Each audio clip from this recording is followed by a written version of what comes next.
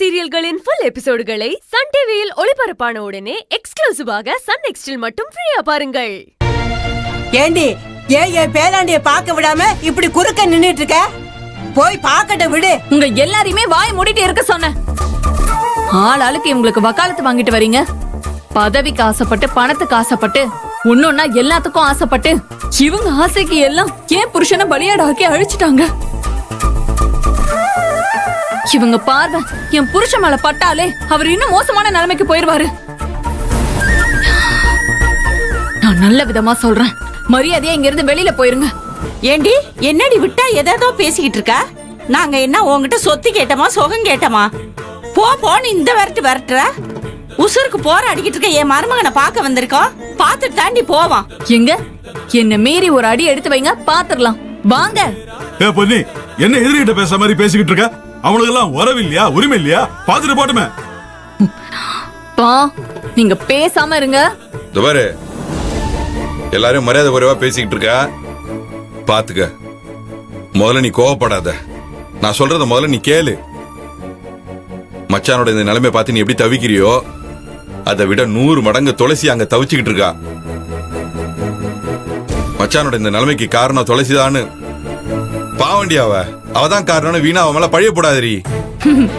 ஓஹோ, இப்ப நீ என் புருஷனை காப்பாத்துறதுக்கு வரல அதான பார்த்தேன். உன் பொண்டாட்டிய காப்பாத்துறதுக்காக உன்னோட அம்மாவையும் அப்பாவையும் இங்க கூட்டிட்டு வந்து அவள மாதிரியே நீ இங்க வந்து நடிச்சிட்டு இருக்கல்ல. அன்னைக்கு நீ என் புருஷனை கொல்ல பார்த்த, அது நடக்காம போயிடுச்சு. இப்போ உன் பொண்டாட்டி கிட்ட விஷத்தை கொடுத்து என் புருஷனை கொல்ல பாத்திருக்க. உங்க எல்லாருக்குமே இதே பொழப்பா போச்சுல. இந்த தடவை உங்க யாரையுமே நான் மன்னிக்க மாட்டேன். நீங்க பண்ண தப்புக்கெல்லாம் தண்டனை உங்க தலை மேல கத்தி மாதிரி தொங்கிட்டு இருக்கு. அத உங்க தலைக்குள்ள இறக்கி உங்களை பழித்திக்காம விட மாட்டேன். எல்லாரையும் பழி வாங்கணும்னு எழுத்தறிஞ்சு பேசிக்கிட்டு இருக்க. மாப்பிள்ள நல்லா இருக்கணும், உயிர் பழைக்கணும்னு அவங்களுக்கு அக்கறை இருக்காதா? பா, நீங்க சும்மா இருங்கப்பா. பொன்னி, உனக்கு உன் புருஷன் மேல இருக்கிற அக்கறையும் பாசமும் எங்களுக்கு இருக்கு. மாப்பிள்ள உடம்பு முடியாத இருக்கிற இந்த நேரத்துல வாக்குவாதம் பண்ணிட்டு இருக்குது சரி கிடையாது.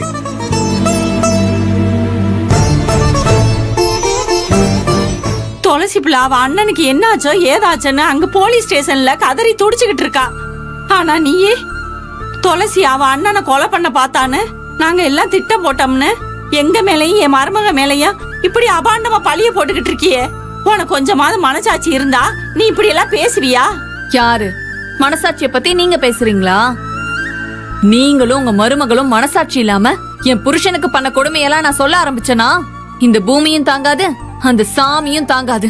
பொன்னி, நீ பேசுறது அந்த சாமிக்கு அடுக்காது. என் மச்சான் மேல என் பொண்டாட்டி எந்த அளவு பாசம் வச்சிருக்கான்னு தெரியாத மாதிரியே நீ பேசுற. பொன்னி, புரியாம பேசாத. நான் புரியாம தான் பேசிட்டு இருக்கேன். நீங்களாம் புரிஞ்சவங்க தானே? பிரச்சனை பண்ணாம இங்க இருந்து வெளியில போங்க. ஏய், நான் என்ன சொல்றேன்னு ஏங்க, இங்க யாரும் சத்தம் போடாதீங்க, உள்ள பேஷண்ட் இருக்காங்கல்ல. மன்னிச்சிருங்க நரசம்மா, இனிமேல் நாங்க சத்தம் போட மாட்டோம். நான் என் புருஷனை காப்பாத்த அந்த தெய்வத்தோட போராடணும், போராடி ஜெயிக்கணும். இந்த நேரத்துல தேவையில்லாம பிரச்சனை பண்ணாம இங்க இருந்து போயிருங்க. நீங்க சொல்ற மாதிரி என் புருஷன் மேல உங்களுக்கு நிஜமாவே அக்கறை இருந்துச்சுன்னா, அவர் உயிர் பிழைக்கணும்னு நினைச்சீங்கன்னா வீணா விதண்டாவாதம் பண்ணிட்டு இருக்காம பேசாம போயிருங்க. ஏய், அதுதான்டி நான் பேசுறேன். வா போலாம். பா, அதுக்கு இல்லப்பா மச்சான் போலாம். எதுக்குங்க போனா? இனிமே இங்க நின்னு பேசுறதுல எந்த பிரயோஜனமும் கிடையாது. வா, நான் சொல்றேன்ல. வா மௌன, வா.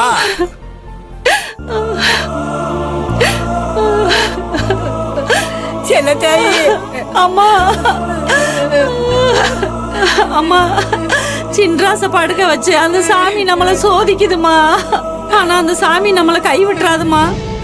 சின்ராச காப்பாத்தி கரை சேர்த்துருமா. நீ கவலைப்படாம இரு. சின்ராச பாத்துக்கமா. சரிதா.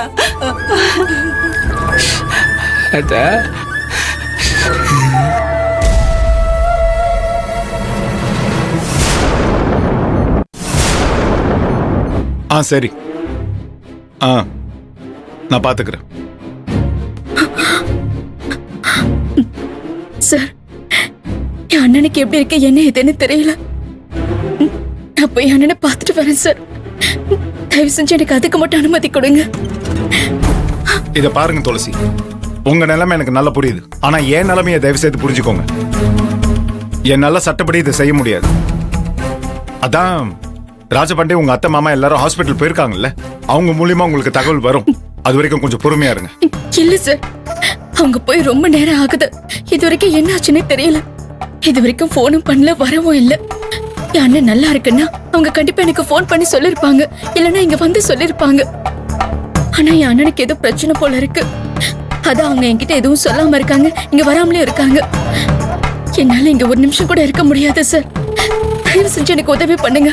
உங்களை கையெடுத்து கும்பிட்டு கேட்டுக்கிறேன் சார். துளசி புரிஞ்சுக்கோங்க, என்னால சட்டத்தை மீறி எதுவுமே செய்ய முடியாது. அது உங்க உயிருக்கே ஆபத்த முடியும் சொல்றேன்ல.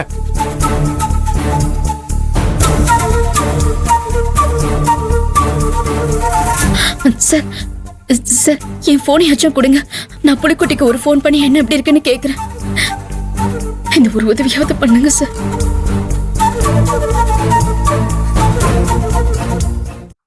சார், தயவு செஞ்சு இந்த உதவி பண்ணுங்க. எனக்காக இல்லாட்டியும் என் அண்ணனுக்காக பண்ணுங்க.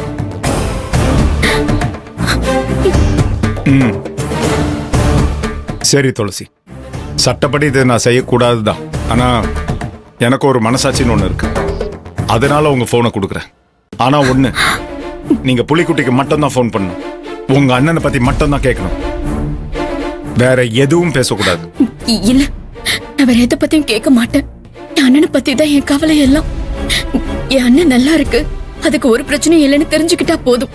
எனக்கு வேற எதை பத்தியும் கவலை இல்லை. நான் வேற எதையும் கேட்க மாட்டேன்.